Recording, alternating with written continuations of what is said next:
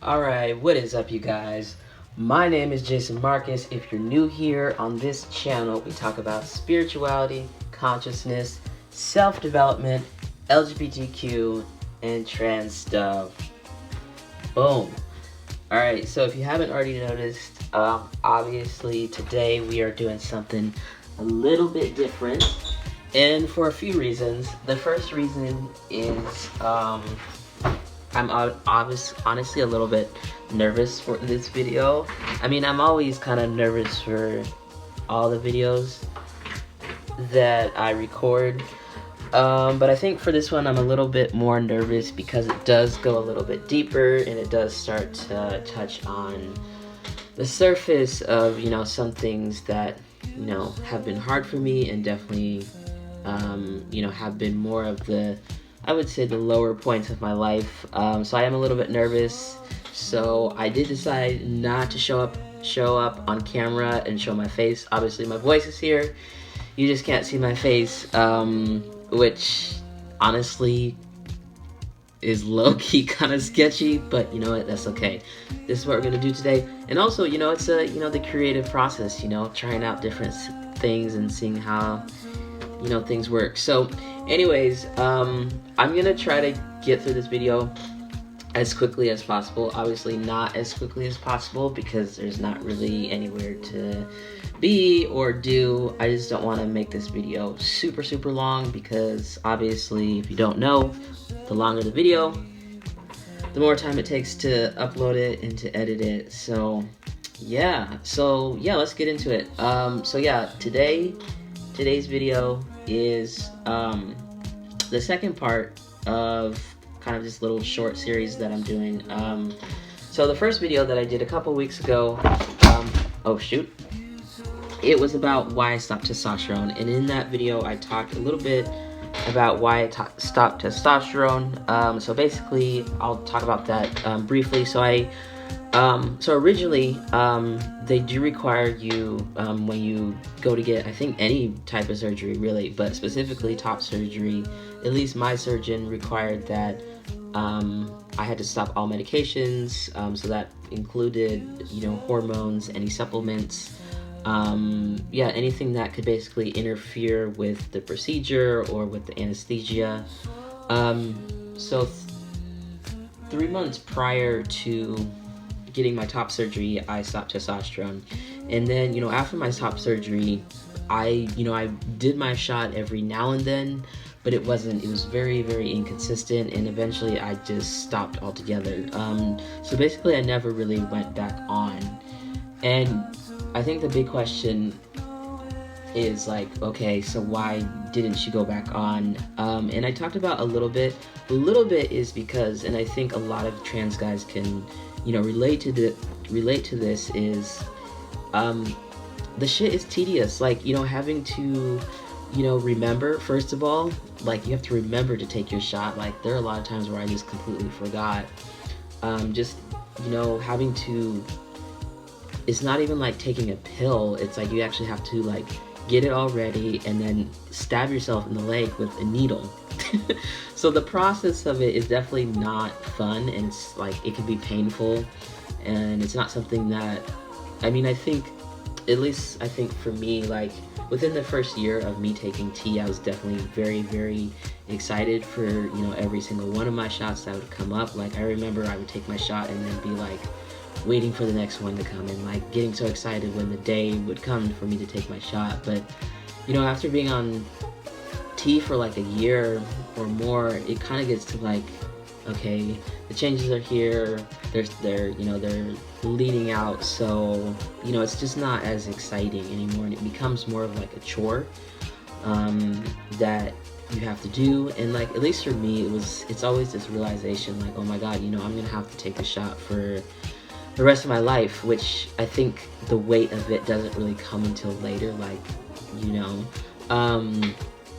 so that was part of it. But the bigger reason was because I was just having a lot of thoughts, and they were thoughts that I felt were very charged, and thoughts that I felt like needed to be looked at, like, thoroughly, and not just like swept under the rug. And, you know, I felt like, you know, since I was already on this kind of streak of not being on hormones and, you know, starting to have some of the, you know, the changes come back, I was like, you know what, I need to really slow down and like actually take this time, even though this is maybe not necessarily what I want, to really look at some of these thoughts that are coming up. All right, guys, hold on. I have to go get my charger because my phone's about to die.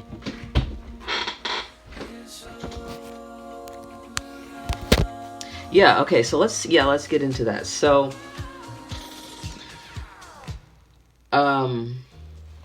so the first big thing that was really a huge issue that I was having just personally, and not only a personal thing. Usually, you know, when we're, you know, having an issue that we're dealing with, you know, it often does have an effect on the people around us. And for me, it was not only having an effect on me, but it was also having a large effect on the relationship that I was currently in at that time. And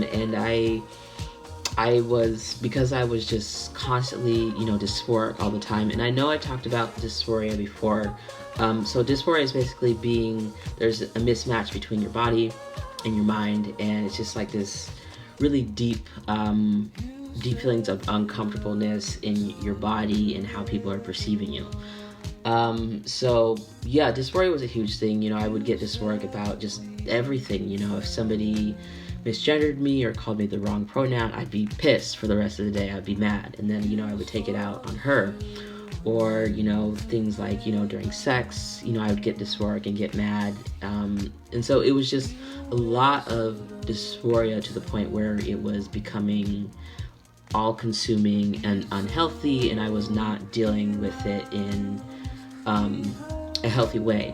And so for me, I was like, you know what, this is something that I really need to look at. Like, I'm probably always going to have dysphoria. I'm probably going to always have something. Just like really all of us, we all have something that, you know, we wish was different about us or wish was, you know, whatever. We all have something that we don't, you know, like, but we all have to come to terms with certain things and know that this is a beautiful part of us and a part of us that makes us unique.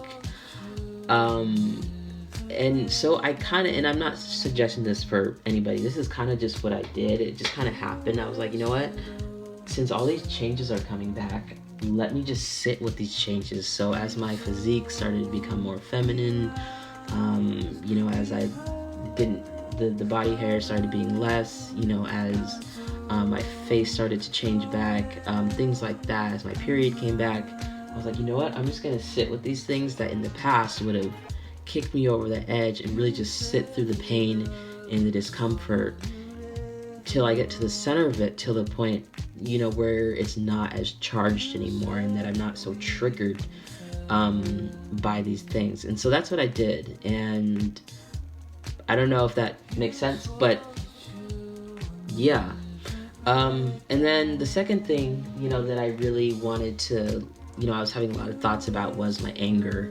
And you know, the amount of anger that I was having during that time, and I've always had anger issues, but during this time they were like out of control. And you know, I'm not gonna say that aggression and violence and testosterone are linked, but I'm not gonna say they are not either. I think it's a balance. I think, you know, there are parts that are linked to that. I know from my experience that, you know, testosterone definitely had an effect on how I processed emotions and how I felt emotions and my ability to articulate clearly what I was feeling to not only others but to myself. I felt testosterone definitely had an effect on that. And I think, you know, those things are probably both, you know, physically and biologically, but also just like in the way that society operates, in the way that they start to like treat men. Because I was now viewed as a man, I was being treated like that, which definitely does have an effect on your behavior. So there was definitely the aspect of like now not having like a space where I felt like it was okay to even talk about feelings if I had or wanted to talk about feelings. So yeah, the anger was a big thing. So I was like, you know, really at this point, I don't think testosterone is probably a good thing to be on if my anger is so out of control that I'm hurting myself and other people.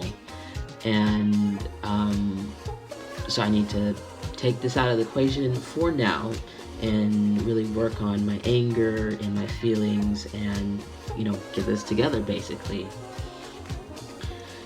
And